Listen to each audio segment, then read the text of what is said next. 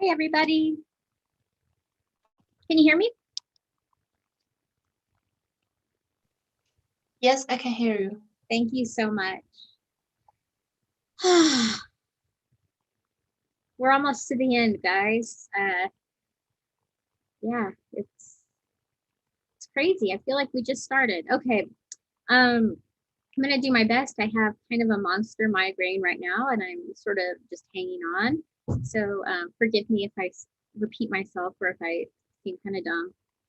A lot of times, once I start teaching, I can stop or ignore it better. I'm going to do something really quick before I start class. Let me see if, well, one of you guys click on that link and see if it takes you to the course evaluation. I just sent it in the chat, sorry.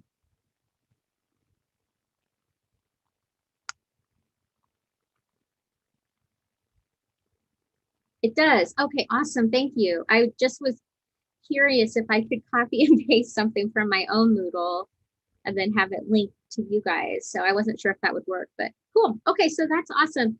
That I'm gonna throw that at you again at the end of the class, if I remember. Let me get started. Today we're going to just go through parting thoughts, things that I want you to take from this class, and make sure my door's closed. It was. Yeah, just kind of what I hope that you're going to take from this class. There we go. So today's our last day, which is, again, super weird. I'm still kind of in shock that it's already almost done. Next week I have graduation going on, so I will be busy, but I will be available. This week you're handing in today, hopefully, you're handing in your rough drafts. So that's where we are. So this is my sort of summary of what we talked about this semester and what I hope you take for this class from this class. And so before we get started, though, I just want to remind you about the course evaluation. I have 10 submitted to the extra credit assignment so far.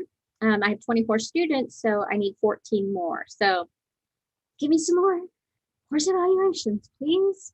You get 3 points of extra credit, so it's like a whole quiz, a free quiz, makeup quiz. Another reminder is that everything is due Friday, May 7th at 5:00 p.m., including your final exam, which is a reflective self-evaluation, and you can find more about on the assignment on Moodle. Also, your final research project is due on Moodle at 5 on finals week. And all late work, anything that you haven't finished yet. I know that there are 3 or 4 emails of students who have turned in a bunch of late work for me to grade. I will get to that, I promise. I'm not ignoring it. I put late work at the very bottom of my to-do list. So, and I usually like to let a bit accumulate so I can kind of do it all at once. That way, if there's like 4 students that handed in whatever assignment, I can do all 4 at one time rather than having to go and find each one individually. So that's part of why I'm kind of being slow about it. So everything's due Friday of finals week. So this is my sort of list of what we're going to go through today. I was trying to think of all the things that I thought were most important, and this is what I came up with. I thought it would be interesting to kind of have the course objectives as outlined by the State Board of Education in Idaho. This is what they think we should be doing in this class. And I didn't read them on the first day of class, but I thought it'd be kind of interesting to look at them now and see how well we've lined up. So first of all, you will learn about fundamental development of a thesis with effective support to claims, while engaging in a variety of rhetorical strategies for a range of audiences and purpose, chiefly for persuasion and argument. I think we handled that one pretty well. Knowledge and research methods and how to evaluate the reliability of source material. I say we went even further than that because we talked a lot about context and audience and how source material really what's good is determined by the context. Effective synthesis of source material through paraphrase, summary, and direct quotation using a number of different sources or media. Heck yeah, we did that. Aren't we doing good, guys? I think we're doing good. Proper documentation employing MLA and or APA citation systems. Yes. Reading skills to evaluate the ideological and rhetorical perspectives of prose written for various purposes and audiences. Hey, that's what that whole first part of the semester was all about, were different ways of reading and engaging with texts. So you got it. This last one is harder on Zoom, and extended collaborative activities, including peer editing groups and student teacher conferences. I'm calling all of our forum work the collaborative activities. I'm learning how, one of the things I'm going to learn how to do this summer is to do how to do workshops better on social, or not social media, on Moodle, to figure out how to do that more effectively. So I hope to get better on that one by the end, by next year. But sorry I wasn't able to get as much of that going for all of you. But I say we did pretty good. I think the number one thing, though, that I think is important for you guys to know is that you can theorize and sit around talking about writing all you want to, but really the best way to become better at writing is to practice, to write some more, write all the time, constantly writing. And so that's why I make you write so much in the class. You just have to exercise that muscle. It's a muscle that you have to put effort into developing. Another thing that I hope you take from this class, where we're producing so much content constantly, is that this idea of, it doesn't matter if it's good right now, it just needs to exist. You have to start somewhere. And yeah, I hope you come out of this class being able to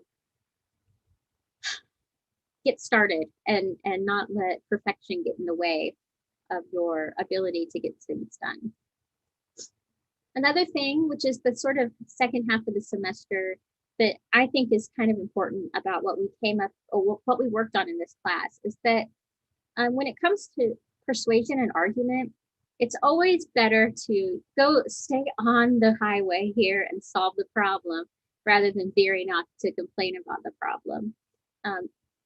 Problem solving is always more persuasive than complaining about problems. And so I really hope that this last paper that you've worked on has shown you some strategies for working through problems and coming up with solutions. Another thing that I haven't hit on quite as much in this class as I do with my 1101, but I still think it's important, is the concept of using titles. Titles bring a lot of focus and purpose to a paper, and they're just fun. I like it. I just love a good title.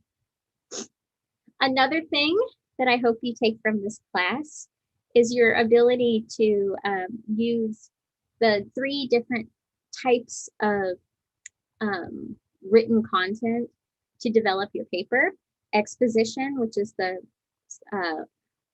topic sentences and thesis statements that kind of outline your paper. Examples, meaning your evidence, whatever the specific kinds of details are that you're using. Explanation, meaning that you explain how your example connects to your exposition. That's such a useful tool to be able to manipulate. And I hope that you guys come out of this being able to use that for other courses. And just in general, so that you can be aware, okay, right now I'm using an example. Right now I'm explaining. And that way you can adapt your papers to what you think is most necessary for certain situations. Thesis statements. This is not something that you are going to be doing if you are, I don't know, going to be a nurse or something. But if you're going to continue in college, you have to know how to do thesis statements that are narrow, focused, and debatable, with a preview of the paper's structure. So thesis statements are a necessary evil of college writing. So I hope that you come out feeling a little more confident about how to do those. This is a really big one: ethos, pathos, and logos, and knowing which to use, which one to benefit or to encourage for certain audiences, how to create a balance for different audiences. Ethos, practice, and logos. I hope that you are leaving feeling pretty confident about using those. I've said this already. Audience, context, and genre make a difference in what we perceive as good. And so when we talked about evaluation, we talked about how you have to use the right criteria. You have to match your criteria with the thing that you're evaluating. So for a cartoon hand, this one's not bad. But if we're trying to say that this is a realistic hand, or like something like Da Vinci would have drawn, I think that was a Da Vinci hand over there, it would not have passed muster. But this one wouldn't be passed muster as a cartoon hand very well either. So it all depends on who we're targeting and what genre are we working in. Another thing I hope that you take from this class is that small audiences with power, with the appropriate kind of power, are just as powerful as large generic ones. And in fact, they're probably better. You want to tailor your all of the things that you do to a specific audience with their own needs in mind, in terms of how you address them. So yeah, audience matters. Another thing that I hope you take from this class is the power of the library, and in particular librarians. So a lot of people think of the library as being this like place where that houses objects. And that's true. We have all those books there, right? Like that's the house for books. But in this day and age, what I think that we should be thinking about, how we should be thinking of libraries now, is more about a place where we can get information. And a lot of that information comes through the help of librarians who know how to use databases and to search for information, and they can help you, and they want to help you. So I hope that you, especially when we get back into face-to-face classes again next fall, I hope that you take advantage of all of the wonderful librarians we have on campus who want to help you, and use that resource. Libraries are cool. Something else, this is not something that people really like, but the idea of active reading is something I hope you take from this class, because this idea of highlighting important ideas, annotating in the margins, summarizing as you go along, responding as you go along. Whoops. All of that allows you to be more actively engaged. And by doing so, you'll be able to remember better. So I find that I remember things better if I have a pen or pencil in my hand. Even if I'm not actively writing, something about that pencil in my hand helps me to be active and pay attention better. So I hope you take that active reading idea with you as we go on into your future classes. Something else, I hope that this is a challenge. That first half of the semester, I know, is really hard for a lot of students, because these are challenging ways of reading and responding. And my goal with these wasn't necessarily for you to create perfect examples of each one. It was to make sure that you come out having a basic idea about these different ways of engaging with text. So I don't necessarily need to go through and remind you what each one of these are.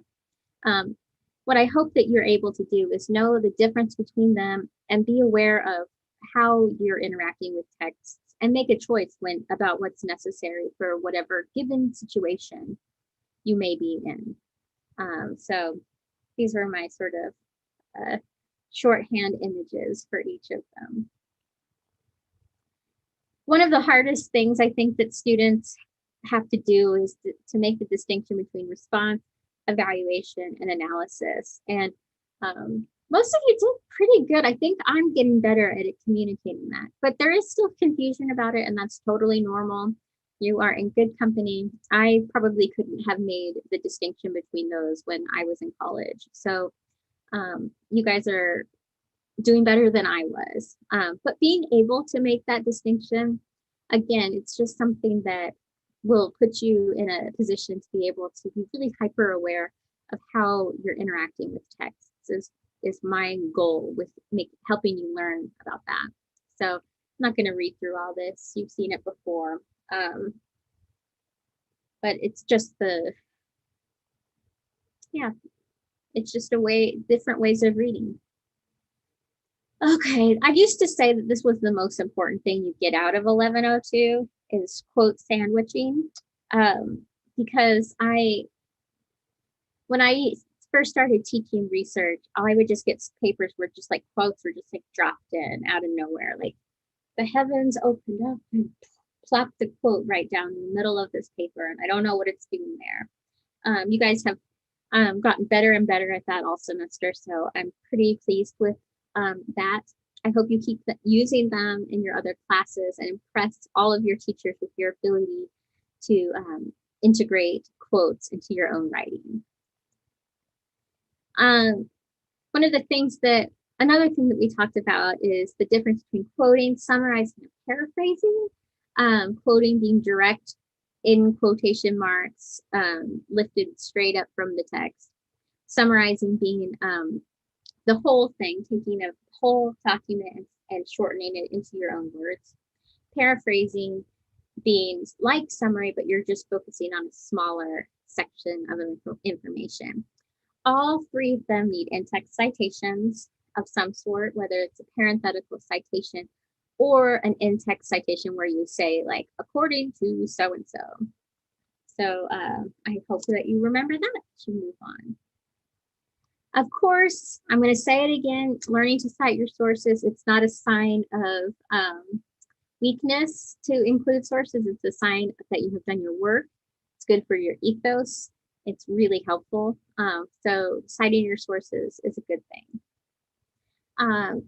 And another reason why citing your sources is so important is because using in-text citations will keep you from being accused of plagiarizing.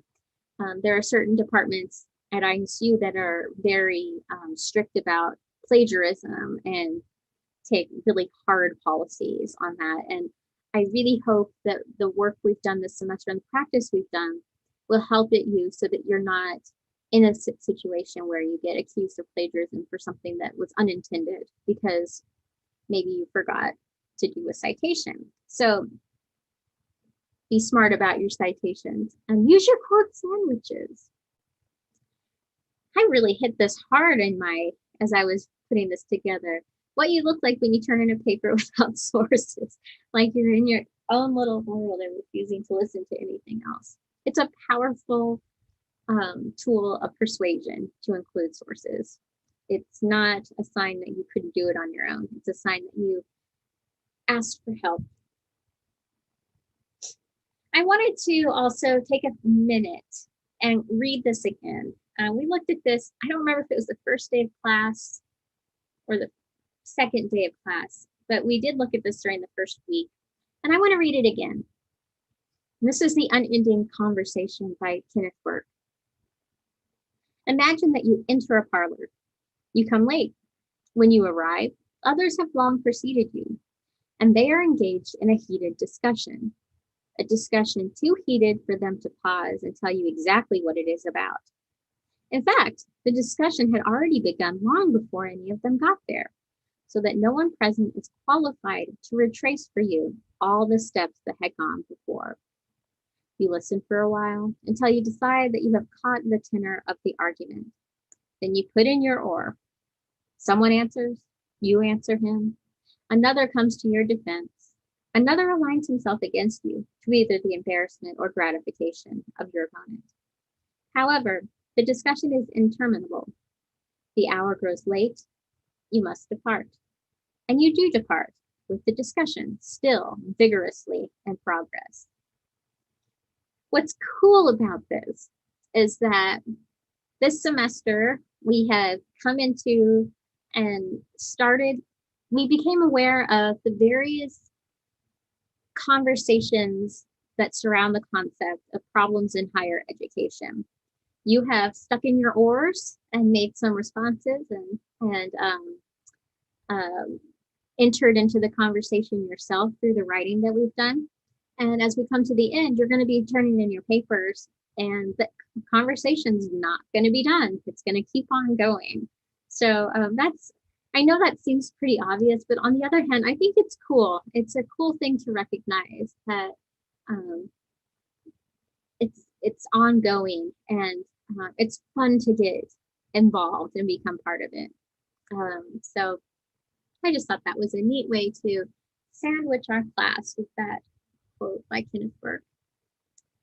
And with that, I want to take a break from talking to you, and I would love for you to use your chat or even your own voice to tell me what writing definition, concept, skill, or technique from this class that will stick with you after the end. And I hope some do. So I'm going to turn off my share and see what you guys have to say. What's sticking with you? Oh, Austin. Oh, my heart. Sandwiches. How none of your memes have ever been sourced. What do you mean none of my memes have been sourced? Sarah? I made them all. Most of them, anyway.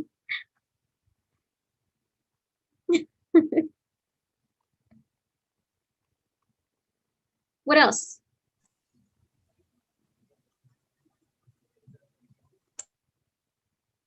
So some of them that I didn't, most of them I made. There may have been a few joke ones that I got from like social media or something that I didn't source. I actually, there's this really interesting article I read recently. Who was it?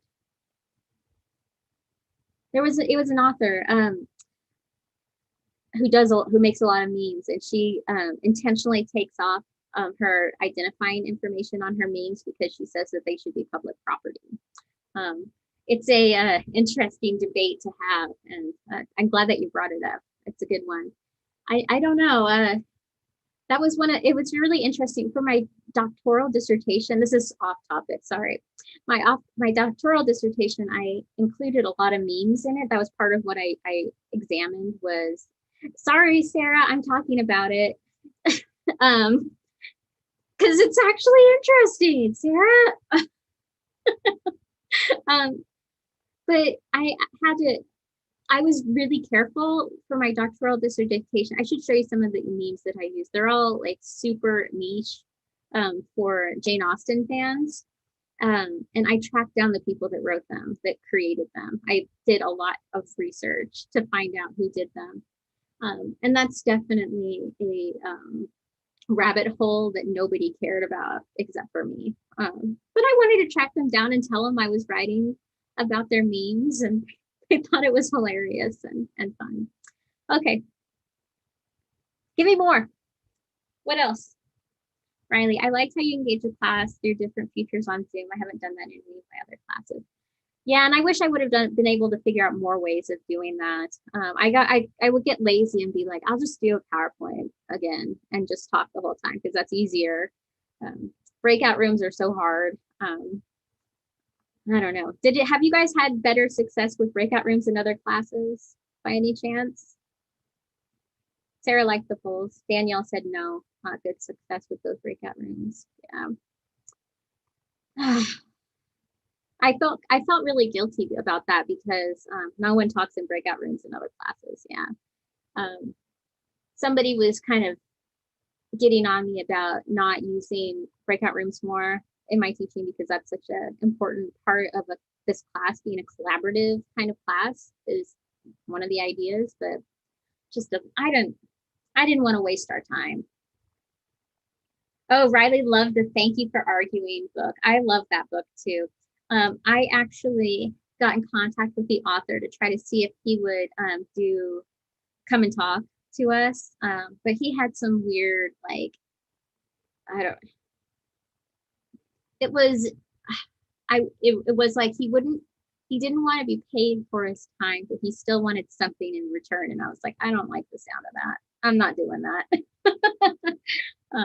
He was probably trying to be funny, but I wasn't a fan. Oh, Nikki said the psych class had breakout rooms being used. I think that you have to set a lot of rules to make them work. And I'm not a rule-based kind of person, so that's probably part of it.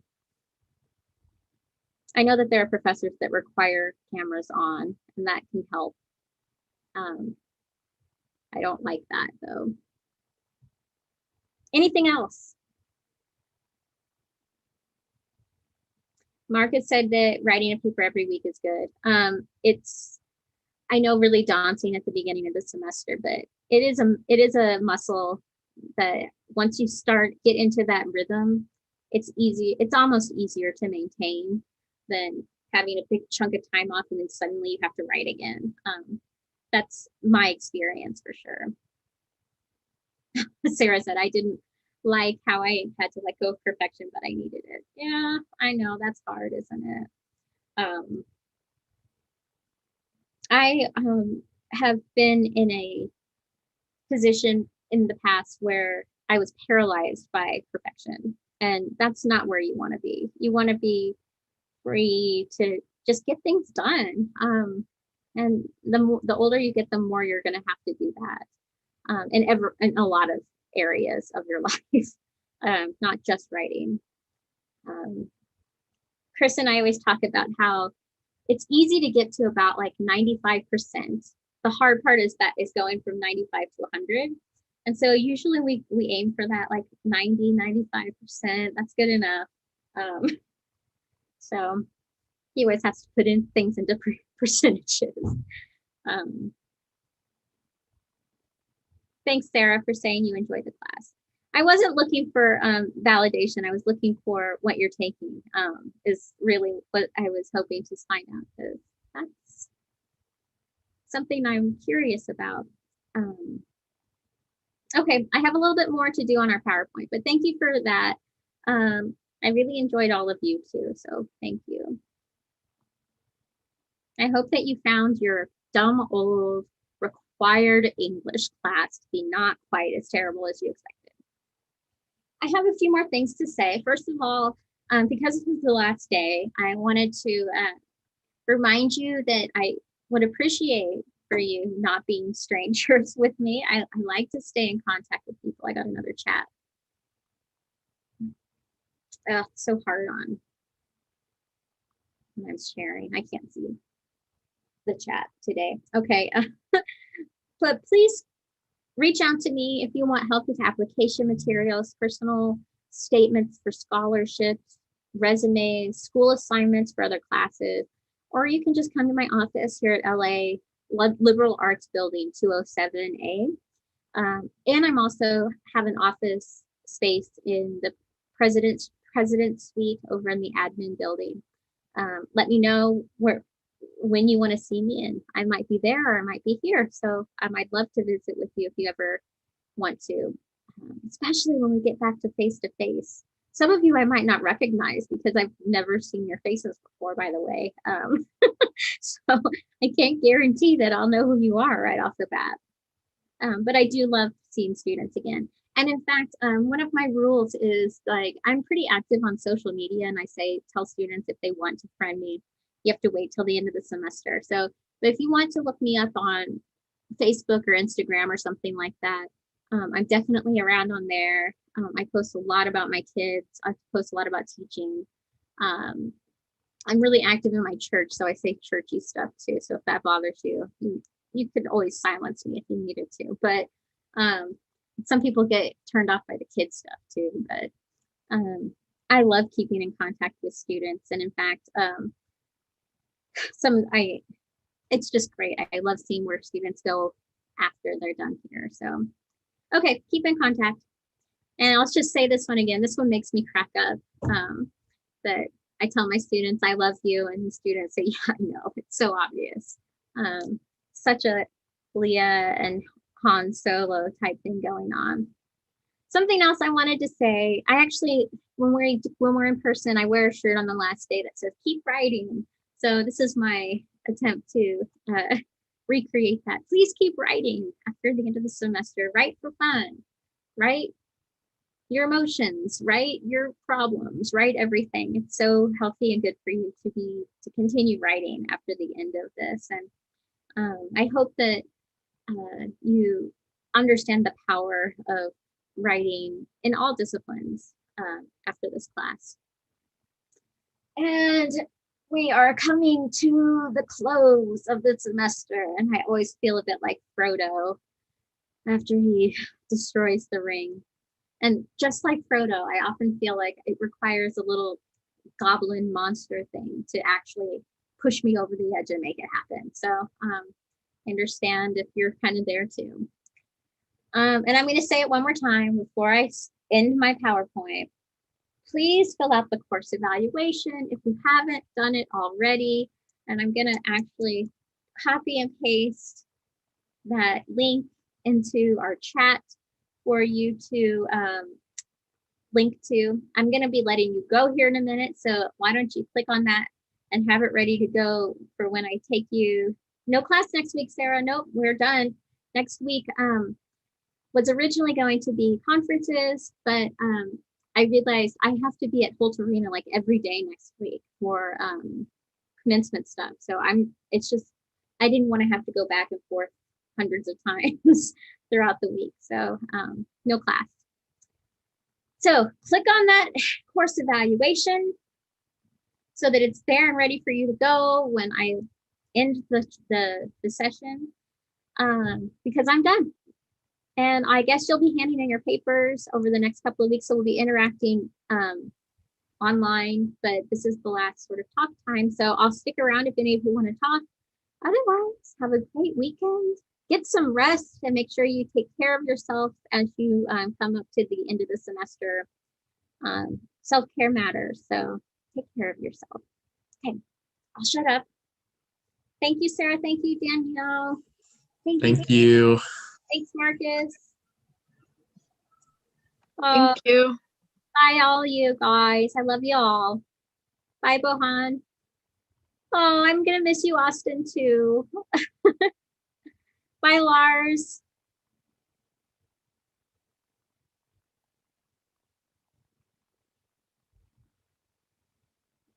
Hey, Nikki, do you have a question, or are you just slow to log out? Well, I was trying to say thank you, and I'm glad that I took your class again, but I accidentally sent it to Bohan, and then I couldn't type it out fast enough. Oh, that has a long day.